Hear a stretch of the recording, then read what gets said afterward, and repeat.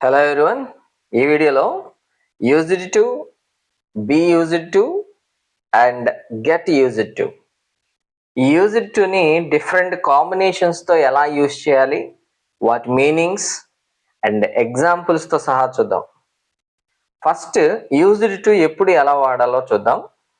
And used to meaning వచ్చేసరికి it expresses an action or habit that was common in the past but not anymore. అంటే గత కాలంలో ఏదైనా ఒక పని అలవాటుగా కొంతకాలం చేసామనుకోండి, అలాంటి వాటిని ఎక్స్ప్రెస్ చేయడానికి ఈ యూజ్డ్ టుని యూజ్ చేస్తాం అనమాట. అంటే ఒక పని అలవాటుగా ఉండేది అని చెప్పడానికి యూజ్డ్ టు ఎక్స్ప్రెస్ చేస్తాం. ఎగ్జాంపుల్ చూస్తే, ఈ used to visit his grandparents very often. అంటే తరచుగా తన గ్రాండ్ పేరెంట్స్ ని కలిసేవాడు. అంటే ఇప్పుడు కలవట్లేదు, ఒకప్పుడు కలిసేవాడు అని అర్థం. We used to play football when we were young. చిన్నతనంలో మేము ఫుట్బాల్ ఆడేవాళ్ళం. అంటే ఇంతకు ముందు చేసేవాళ్ళం, ఇప్పుడు చేయట్లేదని అర్థం. ఇవి నార్మల్ అంటే పాజిటివ్ స్టేట్మెంట్స్, అంటే అఫర్మేటివ్ స్టేట్మెంట్స్ అంటారు. ఈ యూజ్డ్ టుతో నెగటివ్ స్టేట్మెంట్స్ అండ్ క్వశ్చన్స్ ఎలా చేస్తారో చూద్దాం. ఇక్కడ డిడ్ ప్లస్ యూజ్ టు అని రాస్తే మనకి ఇక్కడ క్వశ్చన్ తయారు చేయొచ్చు. అదేవిధంగా డిడింట్ ప్లస్ యూజ్ టు వాడితే నెగటివ్ సెంటెన్స్ రాయొచ్చు. ఫస్ట్ క్వశ్చన్ చూద్దాం. Did you use to playing football? అంటే నువ్వు ఫుట్బాల్ ఆడే అలవాటు ఉందా, లేదంటే ఫుట్బాల్ ఆడేవాడివా అని అర్థం క్వశ్చన్ అనమాట. Did she use to work in a bank? అంటే ఇంతకు ముందు ఆమె బ్యాంకులో పనిచేసేదా అన్న అర్థంతో యూజ్ చేస్తాం. ఇక్కడ గుర్తుపెట్టుకోవాల్సిన విషయం ఒకటి ఉంది. ఏంటంటే ఇక్కడ డిడ్ యూజ్ చేస్తున్నాం కాబట్టి యూజ్ టు అని మాత్రమే రాయాలి, యూజ్డ్ టు అని రాయకూడదు. ఎందుకంటే డూ, డస్, డిడ్ ఇలాంటివన్నీ మనకి డూ ఫార్మ్స్ అంటాం. వీటి తర్వాత వర్బ్ ఫస్ట్ ఫామ్ మాత్రమే వాడాలి కాబట్టి ఇక యూజ్ టు అని రాయాల్సి ఉంటుంది, యూజ్డ్ టు అని రాయకూడదు. So please do remember that. Okay, ఇప్పుడు యూజ్ టుతో నెగటివ్ సెంటెన్స్ ఎలా రాయాలో చూద్దాం. I didn't use to play football. I didn't use to play football అంటే ఇంతకు ముందు ఫుట్బాల్ ఆడిన అలవాటు నాకు లేదు అని అర్థం. అంటే ఇంతకు ముందు నేను ఫుట్బాల్ ఆడలేదు అని.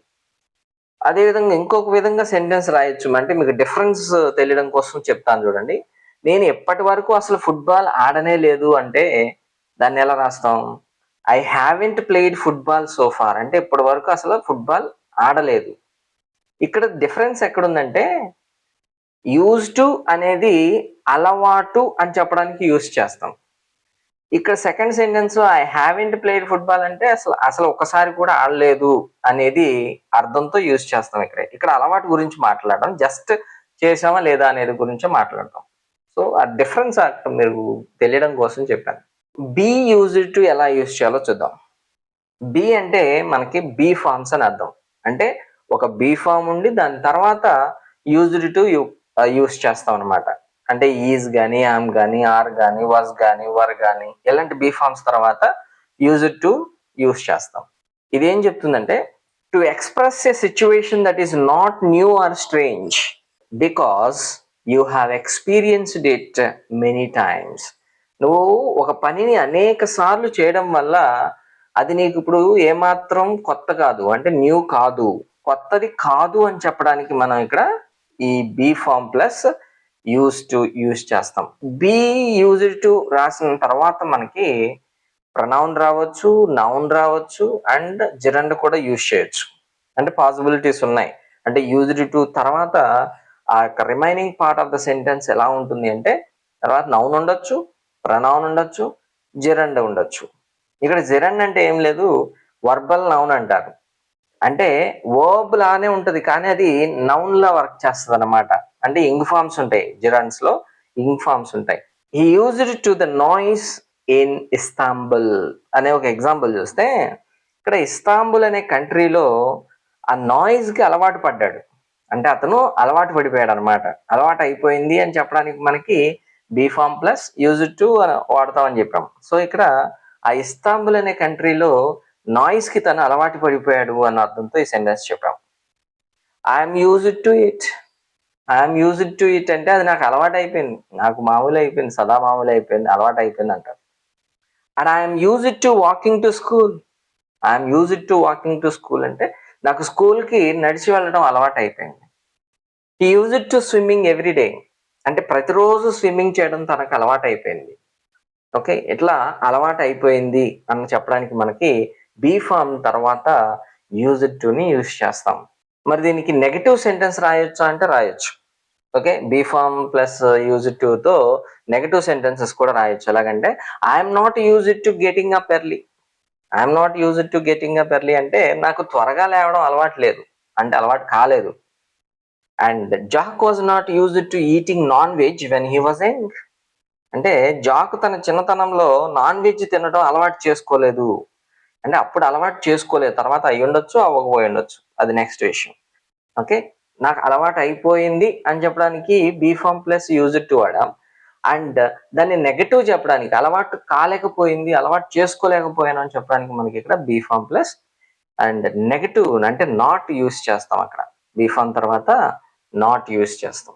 ఓకే, గెట్ యూజ్డ్ టు ఎలా యూజ్ చేయాలంటే ఇంతకు ముందు be form plus used to plus noun or pronoun or gerund అన్నాం కదా. సో అదే విధంగా ఇక్కడ get plus used to plus noun or pronoun or gerund అదే విధంగా యూజ్ చేస్తాం. ఇక్కడ గెట్ యూజ్డ్ టు అనేది ఏం ఇండికేట్ చేస్తుందంటే the process of habituating something and presently it's new but shortly it will become familiar.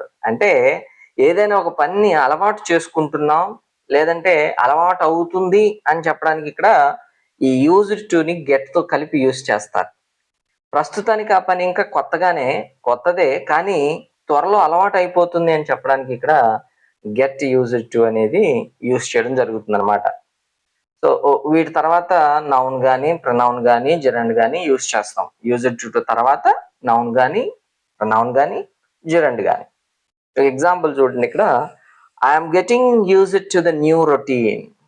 I'm getting used to the new routine అంటే ఇక్కడ కొత్త దినచర్యకు అలవాటు పడుతున్నాను, అంటే ఇక్కడ అలవాటు పడుతున్నాను లేదా అలవాటు చేసుకుంటున్నాను అని చెప్పడానికి ఇక్కడ ఈ గెట్ ప్లస్ యూజ్డ్ టుని యూజ్ చేస్తారు. And I'm getting used to it, నేను దానికి అలవాటు చేసుకుంటూ ఉన్నాను, ఏదో ఒకటి ఆబ్జెక్ట్ ఏదైనా ఒక పని కానీ ఏదైనా ఒక కొత్త విధానం కానీ I'm getting used to it, నేను దాన్ని అలవాటు చేసుకుంటూ ఉన్నాను, దానికి అలవాటు పడుతూ ఉన్నాను అని చెప్తా ఉంటారు. ఓకే, ఇక్కడ మరి గెట్టింగ్ తో యూజ్ చేసాం కానీ గెట్ తో రాయలేదు కదా. సో గెట్ తో కూడా కొన్ని ఎగ్జాంపుల్ చూడండి. The staff will have to get used to a new way of working అంటే స్టాఫ్ కొత్త వర్కింగ్ స్టైల్ కి అలవాటు పడాల్సి ఉంది. ఓకే, అంటే will have to get used to అంటే అలవాటు పడవలసి ఉంది. I could not get used to driving on the wrong side of the road అంటే రాంగ్ డైరెక్షన్ లో డ్రైవింగ్ చేయడం అనేది అలవాటు చేసుకోలేకపోయాను అని చెప్తాను. ఇది గెట్ యూజ్డ్ టు. అలవాటు పడిన పనుల గురించి చెప్పడానికి ఇక్కడ యూజ్డ్ టు యూజ్ చేస్తే అంటే పలానా పనికి అలవాటు పడ్డాను అని చెప్పడానికి be form plus used to ఉపయోగించాం.